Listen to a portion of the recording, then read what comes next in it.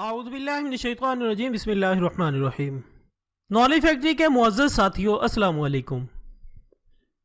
नाज़रीन इकराम, अल्लाह रब्बुल इज़्ज़त ने जब अपने खलीफा यानी इंसान की तख्लीक का फैसला किया तो फरिश्तों ने इस मौका पर अर्ज़ की कि ऐ रब्बे कायनात, ये ज़मीन में फसाद और खून खराबा पैदा करेगा।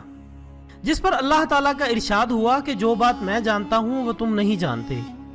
और जब जनाब आदम के पैकरे खाकी में रूह फूंकी गई तो तमाम आसमानी मखलूक को हुक्म हुआ कि आदम को सजदा करो, जो कि तमाम मखलूक ने हुक्म की तामील की।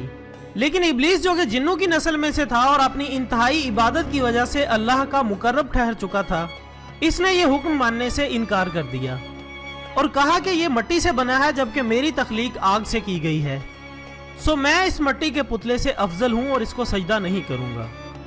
जिसके बाद ये रांदा दरगाह ठहरा। मगर इस लाइन ने इस वक्त भी अपने खुदा को ये चैलेंज करने की हमाकत की कि मैं इसको यानी इंसान को सीधे रास्ते से भटका दूंगा। जिसके बाद इरशाद हुआ कि जो मेरे बंदे हैं वो तेरे बहकावे में नहीं आएंगे। सो दोस्तों, आज की इस वीडियो में हम इस लाइन पर मजीद गुफ्तगू करेंगे।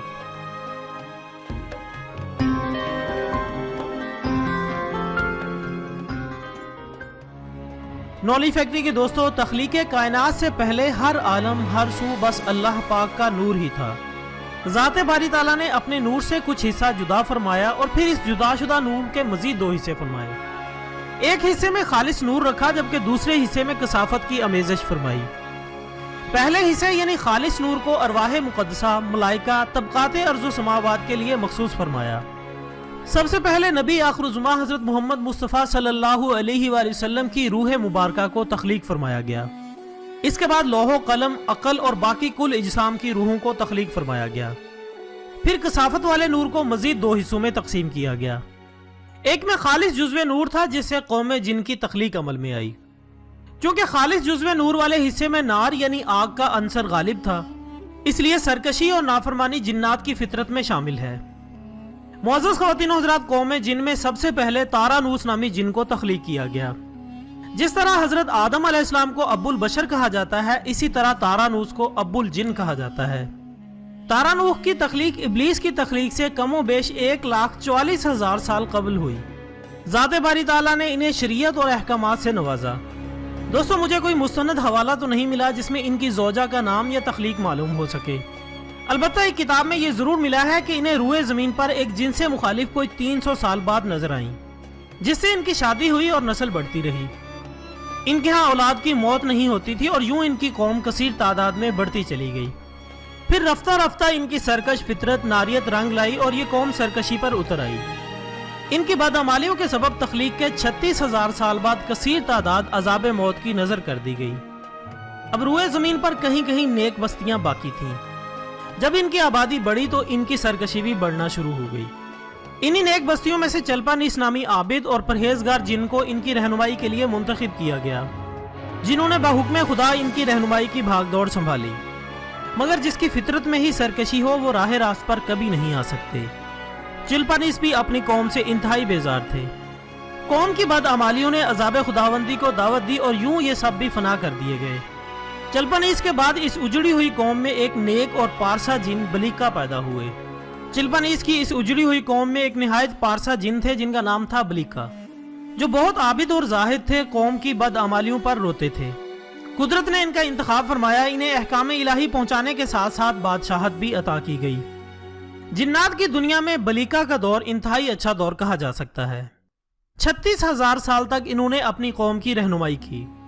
कौम फिर बदअमालियों की तरफ लौटी तो अजाब खुदावंदी ने इनको तबाह बर्बाद कर दिया। नाज़रीन इकराम, इसी दौर में इब्लीस के वालिद और वालदा की पैदाइश हुई। इब्लीस के बाप का नाम चलीपा था, चेहरा ऐसे जैसे बब्बर शेर का। कौम ने इन्हें शाशीन का लक़ब दिया था, मतलब दिल दहला देने वाला। कौमी हैसियत की मुनासबत से इन्हें अब्बुल गवी भी कहा जाता था। इब्लीस की वालदा का नाम निबलीस था, जो कि कौम जिन्नात की सबसे ताकतवर मादा थी, जो कि कई सौ जिन्नों का बैक वक्त मुकाबला कर सकती थी। इसके चेहरे की साख्त जैसे मादा भेड़िए का चेहरा होता है। इन दोनों के बारे में कौम में ये मशहूर था कि जिस कौम में चलीपा और नबलीस हों वो कभी नहीं हार सकती और कोई ताकत इनका मुकाबला नहीं कर सकती। इस कौम की तबाही और बर्बादी के आखिरी सालों में इब्लीस यानी अज़ाज़ील की चलीपा और नबलीस की यहाँ पैदाइश हुई। اسی دوران یہ قوم اس حد تک نافرمانیوں میں گر گئی کہ آسمان لرز اٹھا۔ بیان ہوتا ہے کہ یہ جنات آسمان تک، بعض کے نزدیک دوسرے آسمان، بعض کے نزدیک تیسرے آسمان تک پہنچ جاتے تھے اور فرشتوں کے لیے باعث تکلیف بنتے تھے۔ تب ذات باری تعالیٰ نے فرشتوں کی فوج کو ان کو قتل کرنے کے لیے بھیجا کہ عہد اور احکام سے غداری کرنے والوں کو عبرت بنا دیا جائے۔ ملائکہ کی فوج روئے زمین پر آئی تو پہلے تو قوم جنات نے ان کا ڈٹ کر مقابلہ کیا۔ چونکہ یہ ملائکہ تھے اس لیے جنات ان کا مقابلہ نہ کر سکے۔ بہت ساری قوم قتل ہوئی، کچھ چھپ گئے اور چھوٹی عمر والوں کو قیدی بنا لیا گیا۔ ان قیدیوں میں عزازیل یعنی ابلیس بھی شامل تھا۔ روایات میں آتا ہے کہ عزازیل یعنی ابلیس کی عمر اس عذاب کے وقت 282 سال تھی۔ اگر 282 سال کی عمر کو دیکھا جائے تو تعجب ہوتا ہے، مگر جب گزرنے والے ادوار کا ان سے موازنہ کیا جائے تو یقیناً یہ ابلیس کا کم عمری کا دور تھا۔ اس حساب سے یہ بچہ ہی تصور کیا جائے گا۔ خیر دوستو، ملائکہ نے اسے تمام تعلیم سکھائی، آسمانی راز، علوم اور ادب و آداب بھی سکھائے۔ یہ ایک مصلحت تھی کہ یہ بہت جلد سیکھتا رہا، سیکھنے اور عبادت کرنے کے علاوہ اسے کوئی کام نہ تھا۔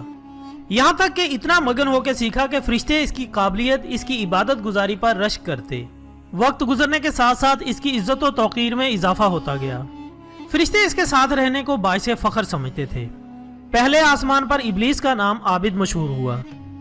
کہا جاتا ہے کہ فرشتے اپنی مرضی سے یا اپنی خواہش سے بغیر حکم ربی ایک آسمان سے دوسرے آسمان تک نہیں جا سکتے۔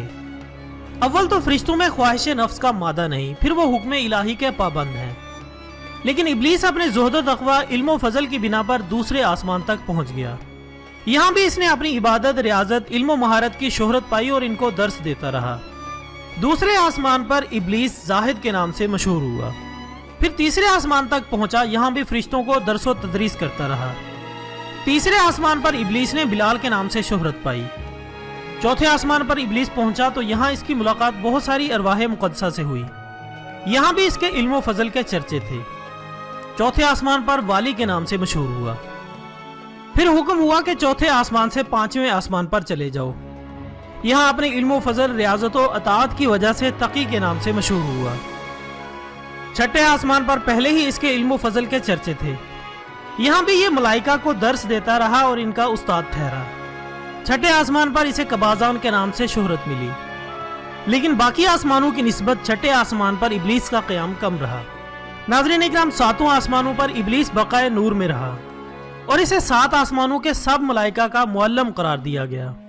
یہاں پہنچ کر اس نے اپنی عاجزی اور ریاضت کی انتہا کر دی۔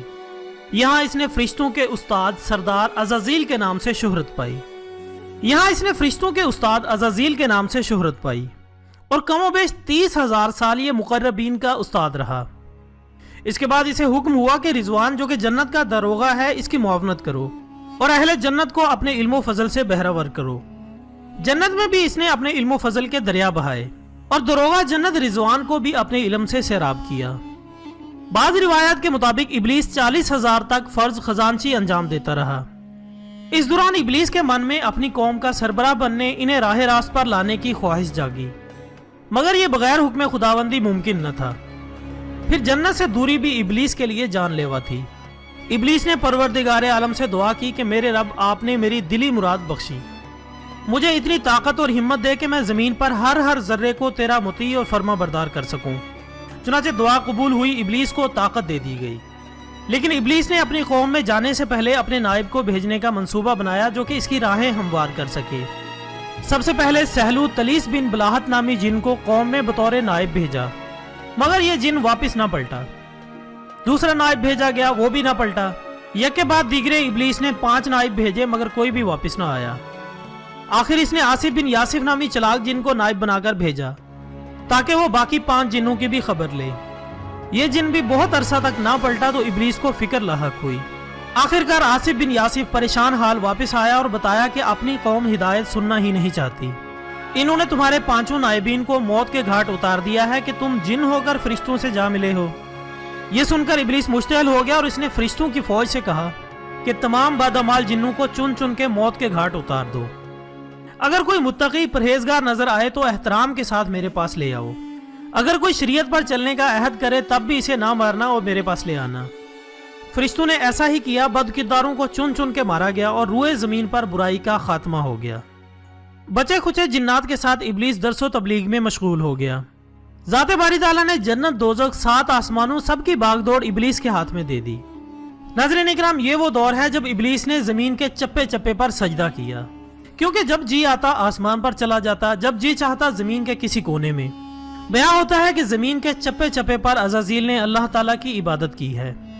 معزز ناظرین، ان دنوں اس کے ذہن میں یہ خیال آنا شروع ہوئے کہ اب میرے پاس اتنی طاقت ہے کہ اگر نعوذ باللہ اللہ تعالیٰ دستبردار ہو جائیں تو میں مطلق العنان بن جاؤں، کیونکہ اب میں کمزور نہیں ہوں، میرے پاس بہت طاقت ہے۔ کبھی اسے خیال آتا کہ فرشتوں کو اپنا ہمنوا بنا کر اللہ تعالیٰ سے بغاوت کروں، لیکن بعد میں خود ابلیس اپنے خیالات پر لان تان کرتا کہ جو طاقت دے سکتا ہے وہ واپس بھی لے سکتا ہے۔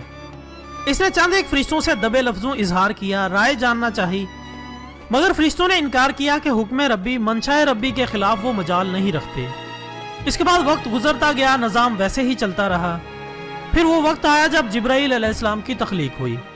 بیان ہوتا ہے کہ جبرائیل امین عالم وجود میں آتے ہی سجدے میں گر گئے، 30,000 سالہ طویل سجدہ کیا، تب سر اٹھایا اور سر اٹھاتے ہی پوچھا، اے میرے پروردگار، جیسے میں نے تیری عبادت میں طویل سجدہ کیا ہے، ایسی کوئی مثال ہوگی تیری مخلوق میں؟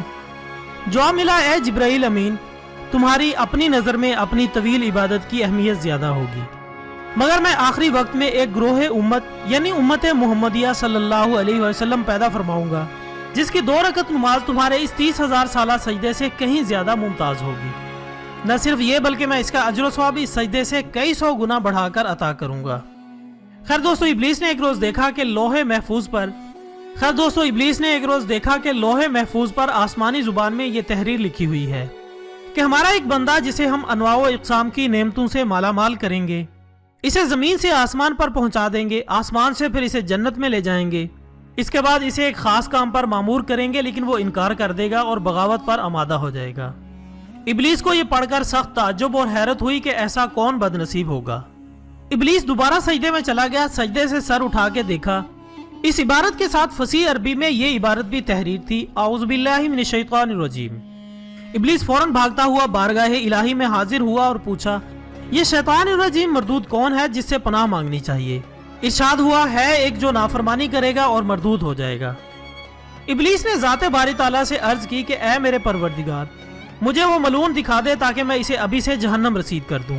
جواب ملا، بہت جلد تو اسے دیکھ لے گا۔ محترم ناظرین، یہ ذہن میں رکھیں کہ ابلیس کا اس واقعے تک نام عزازیل ہے۔ ابلیس اس واقعے کے بعد بہت عرصہ تک شش و پنج میں رہا کہ کون ایسا ہو سکتا ہے۔ کبھی اسے خیال آتا ہے کہ شاید ایسا میں ہی ہوں، اگر میں ہوا تو کیا ہوگا۔ اس خیال سے ابلیس نے فرشتوں کو اپنا ہم خیال بنانے کی کوشش کی، مگر انہوں نے انکار کر دیا۔ اب ابلیس کے ساتھ ایک عجیب معاملہ شروع ہو گیا۔ جب یہ سجدے سے سر اٹھاتا تو سجدے والی جگہ پر لعنت اللہ علی الابلیس لکھا ہوا نظر آتا، مگر وہ اس بات سے بے خبر تھا کہ وہ اپنے اوپر ہی لعنت بھیج رہا ہے۔ یہ وہ دور ہے جب ذات باری تعالیٰ نے فرشتوں سے اپنے نائب کا ذکر فرمایا۔ فرشتوں نے عرض کی کہ ذات باری تعالیٰ وہ زمین میں فساد پھیلائے گا، مگر اللہ رب العزت نے فرمایا کہ جو میں جانتا ہوں وہ تم نہیں جانتے۔ ابلیس نے ایک مرتبہ پھر اس خیال سے فرشتوں کو ہمنوا بنانے کی کوشش کی کہ اگر میں نے بغاوت کی تو کوئی نہ کوئی ہمنوا ہم خیال ضرور ہونا چاہیے، مگر تمام فرشتوں نے یک زبان ہو کر کہا کہ وہ حکم الہی کے سامنے ایسا کرنے کی جرت نہیں رکھتے۔ ابلیس اس جواب سے بہت مغموم ہوا، مگر مشیت ربی تھی، ابلیس کی اس حرکت کے باوجود کوئی نوٹس نہیں لیا گیا۔ معاملات اسی طرح چلتے رہے۔ اب وقت آیا تخلیق آدم کا، لیکن دوستو ویڈیو چونکہ کافی لمبی ہو چکی ہے، اس لیے آپ لوگوں کے قیمتی وقت کی اہمیت کو سمجھتے ہوئے آج اس ویڈیو کا یہیں پر اختتام کرتے ہیں۔ اگر آپ کو یہاں تک ہماری کاوش پسند آئی ہو تو ویڈیو کو لائک کر کے کمنٹس باکس میں اپنی رائے کا اظہار کریں۔ کل انشاءاللہ دوبارہ ملاقات ہوگی اسی ویڈیو کے دوسرے حصے کے ساتھ، تب تک کے لیے اجازت دیجیے گا۔ اپنا دوستوں، رشتہ داروں اور گرد و نواح کے تمام لوگوں کا بہت خیال رکھیے گا۔ اللہ حافظ۔